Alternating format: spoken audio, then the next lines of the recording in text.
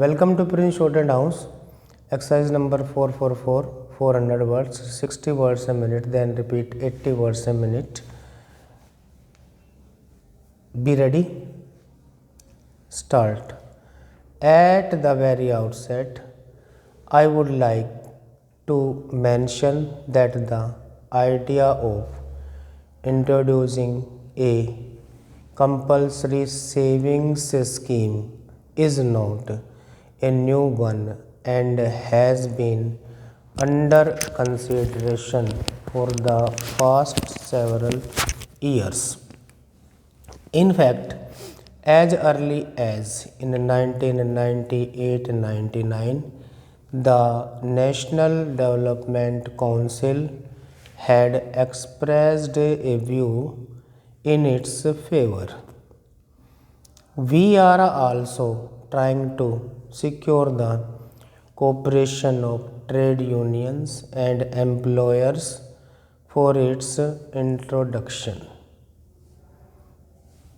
As a result, however, of the situation created by the emergency and the paramount need for finding additional resources to meet the growing cost of development and defense, the government came to the conclusion that it was no longer possible to rely on the proceeds of taxation and voluntary savings alone, and that introduction of some element of compulsory savings was unavoidable. The bill before the House is a comprehensive measure and seeks to cover all the major sections of the community who can be expected to have some margin for savings, however small that might be. It cannot be denied that compulsory savings would impose some hardship, particularly on the lower income groups. No one would have been happier than ourselves if we had the means of eliminating these groups from the scope of compulsory savings. But in our country, by far the major portion of the population is poor, and unless the poorer sections are also made to save, we cannot hope to build the country's future prosperity. The opinion of the Attorney General on the constitutional validity of the bill has already been laid on the table of this House. Honorable members may have also seen reports of the discussions in the other House, which have since been circulated to them. I have nothing much to add to these issues except to confirm that, in our view, Parliament is fully competent to legislate on a measure of this type, and that the restrictions which this bill seeks to impose are reasonable restrictions and are in the interests of the general public within the meaning of Article 19, Subarticle 5 of the Constitution. Government are taking powers to provide for suitable reductions or exemptions wherever they may be justified to ensure that the bill does not impose any undue hardship. The schemes to be drawn up will be laid before Parliament, and honorable members would have full opportunity to suggest whatever modifications that they consider necessary. Stop. Repetitive words a minute. Start.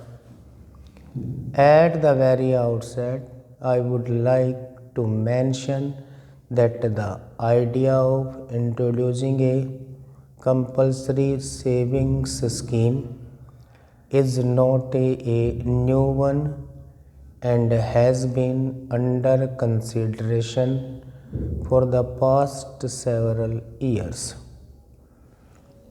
In fact, as early as in 1998-99, the National Development Council had expressed a view in its favor. We are also trying to secure the cooperation of trade unions and employers for its introduction. As a result, however, of the situation created by the emergency and the paramount need for finding additional resources to meet the growing cost of development and defense, the government came to the conclusion that it was no longer possible to rely on the proceeds of taxation and voluntary savings alone, and that introduction of some element of compulsory savings was unavoidable. The bill before the House is a comprehensive measure and seeks to cover all the major sections of the community who can be expected to have some margin for savings, however small that might be. It cannot be denied that compulsory savings would impose some hardship, particularly on the lower income groups.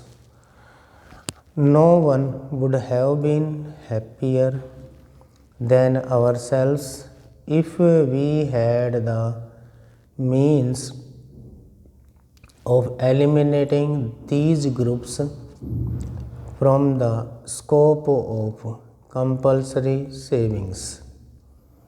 But in our country, by far the major portion of the population is poor, and unless the poorer sections are also made to save, we cannot hope to build the country's future prosperity. The opinion of the Attorney General on the constitutional validity of the bill has already been laid on the table of this House. Honorable members may have also seen reports of the discussions in the other House, which have since been circulated to them.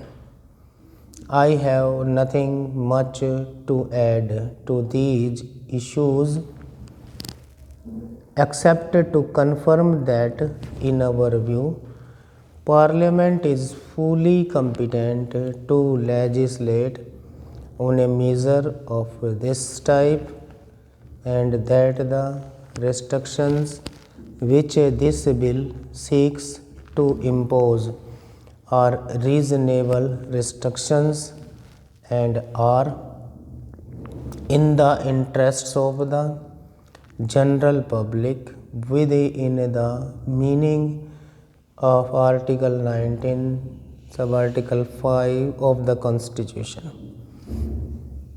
Government are taking powers to provide for suitable reductions or exemptions wherever they may be justified to ensure that the bill does not impose any undue hardship.